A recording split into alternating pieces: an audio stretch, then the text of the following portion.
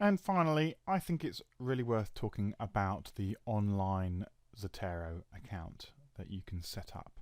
So you can set up a free account by going to the Zotero website. You'll find a registration button, and I'm actually logged into my account. We can see I'm logged in here, and this kind of looks like Zotero. It's a new account where I've blanked my reference library so I can show you how the synchronization works.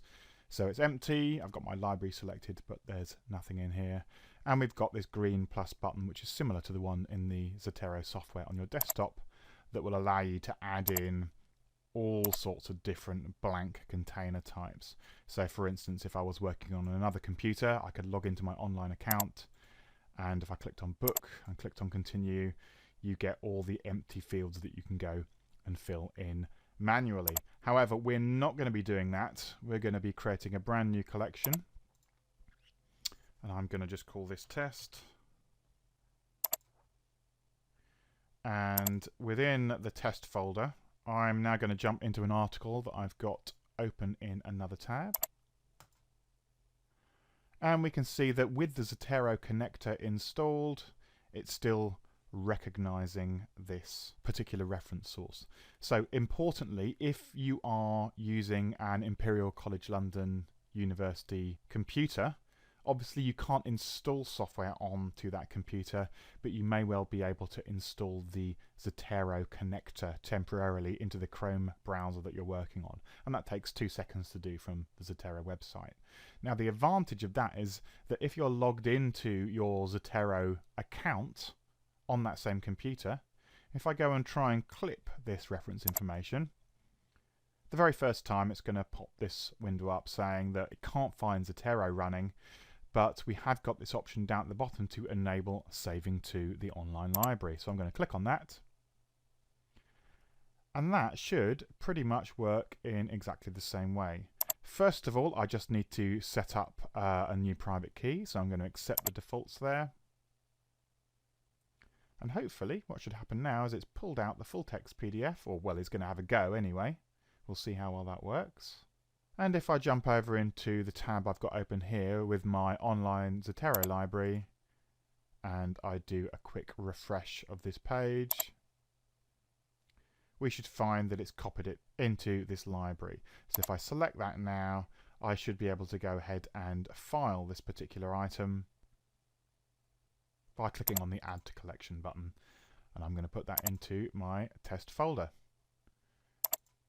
Now, when I have a look at this particular item, we can see all the different fields that I'd need to generate my reference, and we've still got the option to go in and edit that at the top of the screen.